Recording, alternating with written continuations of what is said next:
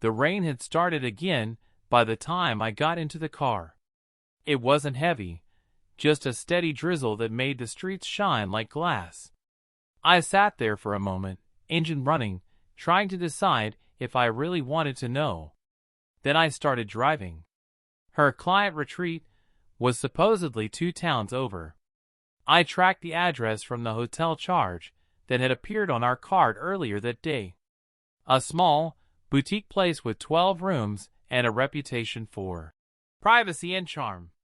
The kind of spot that doesn't host business events but advertises romantic weekend packages. I parked across the street, 2 spaces down from her car. It was unmistakable. The same small dent in the rear bumper, the same parking permit sticker on the window. I waited. 10 minutes passed. Then 15. My wipers moved in slow arcs, matching the rhythm of my pulse. Finally, the front door of the hotel opened. She stepped out, holding her phone, glancing around like someone checking the weather.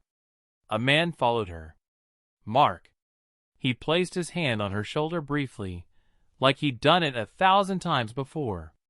She didn't pull away. They walked toward her car, talking, laughing softly, unaware of the man sitting in the shadows 20 yards away. She looked different with him, lighter somehow. I watched as she reached up, adjusted his collar, and kissed him. Not quick. Not hesitant. The kind of kiss that belongs to 2 people who have run out of reasons to hide. I didn't move. I didn't make a sound. I just sat there, the notebook open on the passenger seat, a blank page waiting for a sentence that would end something far larger than the night. When they finally left, his car turning one way, hers the other, I started writing. Saturday, 9:41 p.m. client retreat. Kissed him in the parking lot. No room left for denial. Then I put the pen down and drove home. When she returned the next afternoon, I was sitting at the kitchen table, a mug of coffee gone cold beside me. She came in smiling, carrying her suitcase and a paper bag from a roadside bakery. "Hey," she said softly. "Miss me?" I looked up at her, calm. "How was the retreat?" Her smile didn't falter immediately, but the hesitation was there, barely noticeable. "Good. Productive. Tiring." She set the bag on the counter. "Brought you something." She reached into the bag and pulled out a small pastry, still warm. "Your favorite." That was almost worse than the lies, the small kindnesses she kept throwing over them, like flowers on a grave. "Sit down," I said. She froze. "Why?" "Because I don't want you to fall when I tell you what I know." She set the bag down slowly, confusion giving way to fear. "What are you talking about?" "The retreat," I said. "Mark." "The hotel." Her mouth opened, then closed again. For a moment, I saw the calculation behind her eyes, the desperate search for a version of the truth that didn't sound like betrayal. "You followed me?" "No," I said. "I saw you. There's a difference." The color drained from her face. She sank into the chair opposite me. I pushed the notebook toward her. It was open to the last page. Saturday, 9:41 p.m. Kissed him in the parking lot. She didn't touch it. She just stared at it like it was a weapon. After a long silence, she whispered, "It wasn't supposed to happen." "Then why did it?" Her eyes filled, but her voice stayed steady. "Because I felt invisible. Because he made me feel seen again. Because I didn't realize how far apart we'd gotten until someone else stepped into the space between us." I let her talk. I needed to hear it, even if it didn't change anything. "I didn't plan it," she continued. "It just... Don't," I said quietly. "Please don't tell me it just happened." "It didn't. You chose it. You chose him every time you lied to me." Tears broke free. "I know. And I hate myself for it." "No," I said. "You hate that it's over." She covered her face with her hands. The sound of her crying was soft, almost polite, like she was afraid to disturb the quiet. After a while she said, "Can we fix this?" I shook my head. "You've been gone for months, Julia. I just didn't realize it until now." She tried again. "I'll end it. I swear. I'll tell him it's done. You already told me that once," I said. "After Chicago." Her hands dropped slowly. The truth had no room left to hide. "I'm sorry," she whispered. "You didn't deserve this." "I know."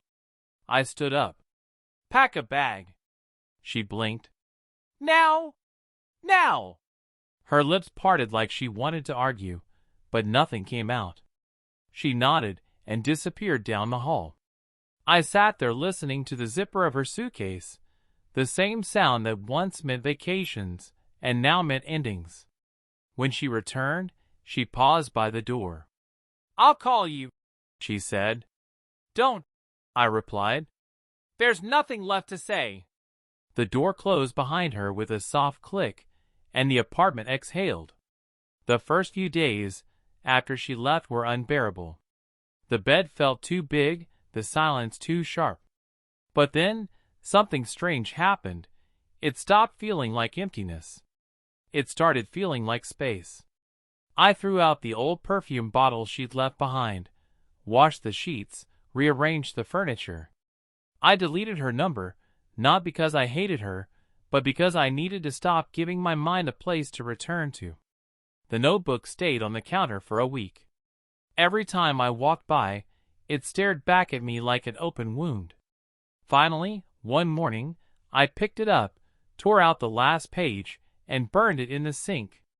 The flame was small, steady, precise. When it died out, I felt lighter. Months passed. The ache dulled. Friends asked what happened, and I gave them the short version. She met someone else. We're done. That was enough. I started running again. Cooking for one. Sleeping through the night. Small victories that didn't need witnesses. Then, one rainy evening, I found myself near that same hotel. The sign still glowed gold against the dark. I pulled over, sat for a moment, and waited for the hurt to return. It didn't. Just a quiet understanding. I got out of the car, stood under the awning, and let the rain soak through my jacket. For the first time in a long while, I didn't feel like someone who had been left. I felt like someone who had survived. When I got home, I opened a new notebook, blank, no dates this time, and wrote just one sentence on the first page. The truth doesn't ruin you. It frees you. Then I closed it, turned off the light, and slept. The marriage ended with her lies. My life began with my honesty. It was almost midnight when I parked across from the hotel. The sign glowed faintly through the drizzle, the kind of yellow light that makes everything look softer than it should. Her car was already there, in the corner spot near the back. I recognized the dent in the bumper, the hospital parking sticker on the windshield. I sat there with the engine off, listening to the sound of rain on the roof. There was no adrenaline, no shaking, just a slow, quiet certainty. At 12:08, the lobby door opened. A man stepped out first, tall, wearing a gray jacket. He looked around briefly, then turned back toward the door and held it open. Laura followed. She wasn't wearing her scrubs. She was in jeans and a soft sweater I'd never seen before. She laughed at something he said, the kind of laugh that used to belong to our kitchen, our couch, our mornings. He touched her back lightly as they walked to her car.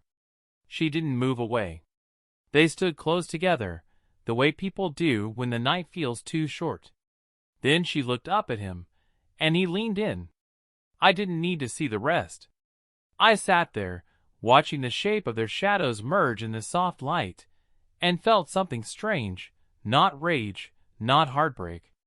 Just a heavy quiet, like the moment before dawn when the world forgets to breathe.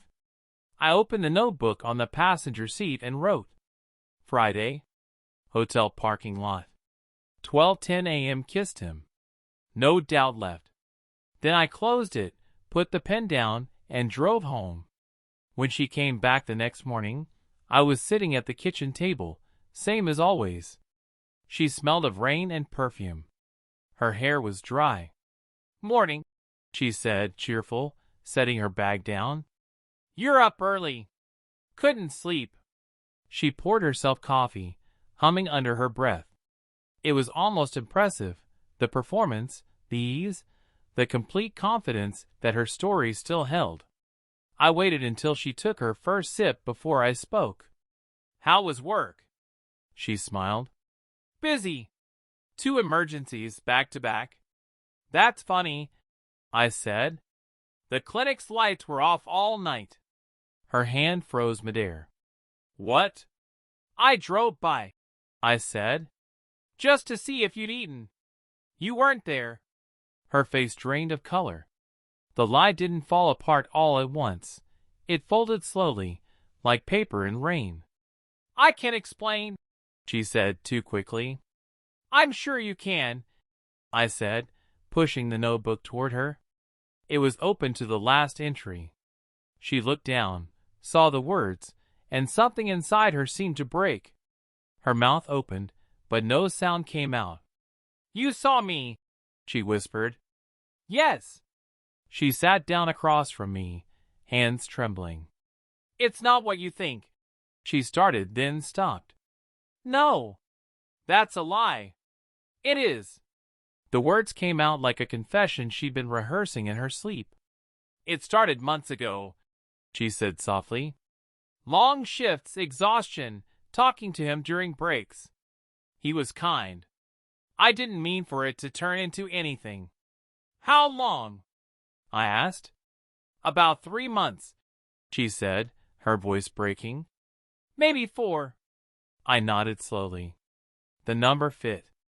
It filled every blank space in the notebook. Why him? She hesitated. Because he listened. Because I felt invisible. Because I thought I was losing you. I laughed quietly, not cruelly, just tired. You were losing me because you stopped looking. She covered her face with her hands. I'm so sorry. Sorry for what? I asked. For lying? Or for getting caught? She looked up, eyes red. Both. We sat in silence for a long time. The kind of silence that doesn't ask for answers. Finally, she said, Do you want me to leave? Yes. It wasn't anger, just finality. She nodded slowly, stood, and walked to the bedroom. The sound of the zipper on her suitcase was quiet but endless. When she came back out, she stopped by the door, hand on the frame. I never stopped loving you, she said. Maybe not, I said. But you stopped choosing me. She flinched but didn't argue. Goodbye. Goodbye. The door closed behind her, and I sat there for a long time, staring at the space she just left. The air felt still, not empty but honest. The first week was the hardest. Not because she was gone, but because the habit stayed. 2 mugs out of habit. 2 pillows. 2 toothbrushes. But slowly, life began to reshape itself. I threw away the notebook first. Every page had served its purpose. I didn't need reminders anymore. The truth was enough. Then I started running again. Cooking for one. Sleeping through the night. The silence didn't feel like punishment anymore. It felt like peace. People noticed the difference. Friends asked, Are you okay? I said, Yeah. Better, actually. I didn't tell them the details. The story didn't belong to anyone else. A month later, she texted, I ended it. I'm sorry. I hope you're doing all right. I looked at the message for a long time before deleting it. Not out of anger, but because there was nothing left to answer. That evening, I drove out toward the edge of the city, past the hospital, past the hotel. The streets were quiet, the sky washed clean by rain. I pulled over near the water, rolled down the window, and just listened. No lies. No explanations. Just air. For the first time in months, I felt like I could breathe. When I got home, I made coffee for one, opened a blank notebook, and wrote, "The truth hurts once. Lies hurt every day." Then I closed it and left it there, empty, waiting for better stories. The marriage ended in silence. But the quiet that followed was the truest sound I'd ever heard.